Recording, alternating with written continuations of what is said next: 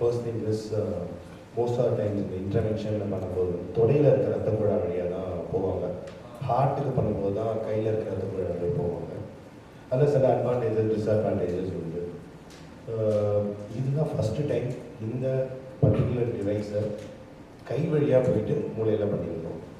என்ன ஸ்பெசிஃபிக்கான ரீசன் அப்படின்னா, தொடையில் போட்டு பண்ணும்போது வந்து அந்த ரத்த குழாயோட அளவு பெருசாக இருக்கும், அது வெடிக்கிற தன்மை அதிகமாக இருக்கலாம். அந்த இடத்துல நம்ம டியூபை போட்டு பெட் ரெஸ்ட்டில் வைக்க வேண்டிய கட்டாயம் இருக்கலாம். எஸ்பெஷலி ஒரு பேஷண்ட்டுக்கு பிபி 200 மேலே இருக்குது, ரத்த கசிவு ஃபுல்லாக சிதறி இருக்குது, கான்ஷியஸ் லெவல் கம்மியாக இருக்குது அப்படின்ற சமயத்தில் ஐசியூவில் இருக்க வேண்டிய காலகட்டம் அதிகமாகும். அப்போது பெட் ரெஸ்ட்டில் வைக்கும்போது, ஒபீஸாக இருக்கும்போது இது எல்லாமே மற்ற பக்க விளைவுகளை அதிகப்படுத்துக்கான வாய்ப்புகள் அதிகம். ஸோ கை வழியாக பண்ணும்போது அந்த பெட் ரெஸ்ட்டில் நெசசிட்டி தேவையில்லை. செகண்ட், அதே ரத்த குழா டியூப் வழியாகவே நம்ம பிபியை மானிட்டர் பண்ணலாம். அந்த ஷீட் அப்படியே விட்டாலுமே நம்ம இன்னொரு தடவை ரத்த குழா சுருக்கம் மேலே போடும்போது இன்னொரு தடவை டியூபை போட்டு அதில் இன்ஜெக்ஷன் கொடுக்கலாம். இந்த huge advantage is there using a transradial approach அப்படின்னு சொல்லுவாங்க. அந்த ஆர்ட்ரி பேர் ரேடியல் ஆர்ட்ரி. யூஸ்வலாக ஹார்ட்டில் யூஸ் பண்ணுவாங்க.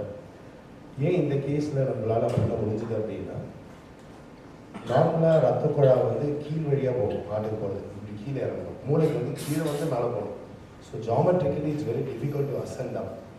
ஸோ அதுக்கு ஸ்பெசிஃபிக்கான சில டியூப்ஸ் யூஸ் பண்ணால் மட்டும்தான் மேலே வந்து சப்போர்ட்டாக நிற்க முடியும், இல்லைன்னா அது தொப்புல கீழே வந்துடும்.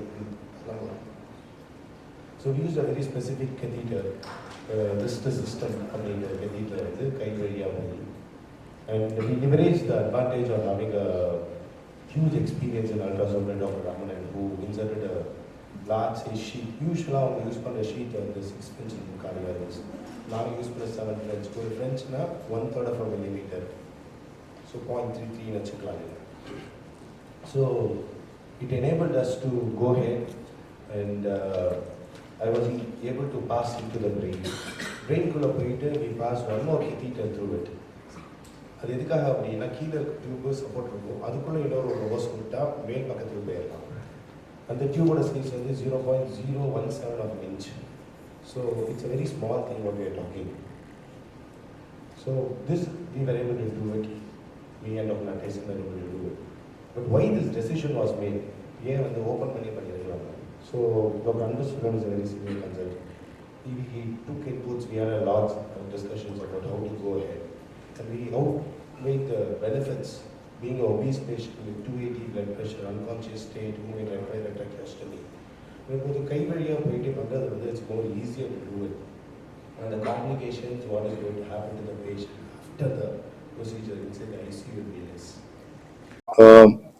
நான் வந்து doctor Muralitharan Vetrivel, specialist in brain tumour and stroke, both open surgeries as well as interventions. So இங்கே வந்து இந்தியாவில் ஃபர்ஸ்ட் டைம் வந்து வெப்ன்ற டிவைஸை வந்து மூளையில் இருக்க ரத்த குழாயில் கை வழியாக டிப்ளாய் பண்ணியிருக்கோம். இவங்க வந்து ஒரு 60 வயசு ஒரு லேடி, திடீர்னு தலைவலியில் அன்கான்ஷியஸாக விழுந்துட்டாங்க. பிபி வரும்போது வந்து 280 மேலே இருந்தது.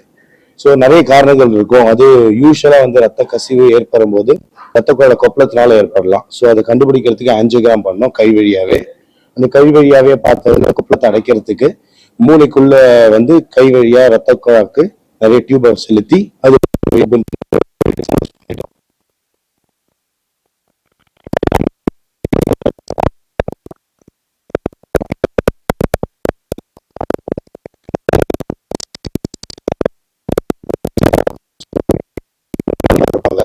அந்த ரத்த கசிவினால் ஏற்படுற பக்க விளைவுகள், ஸ்ட்ரோக் வர்றதுக்கான வாய்ப்புகள், அது எல்லாத்தையும் கம்மி பண்ண வேண்டியது இருக்கும்.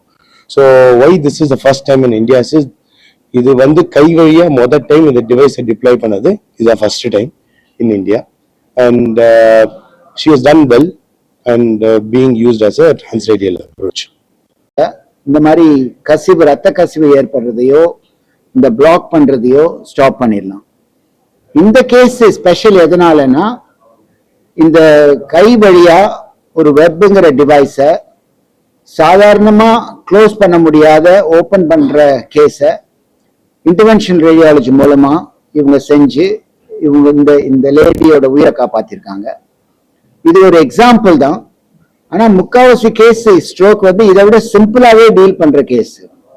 அதனால ஜனங்க வந்து எங்க ஸ்ட்ரோக் முதல்ல எவ்வளவு சீக்கிரம் ஹாஸ்பிட்டல் போகணுமோ அவ்வளவு சீக்கிரம் போகணும்.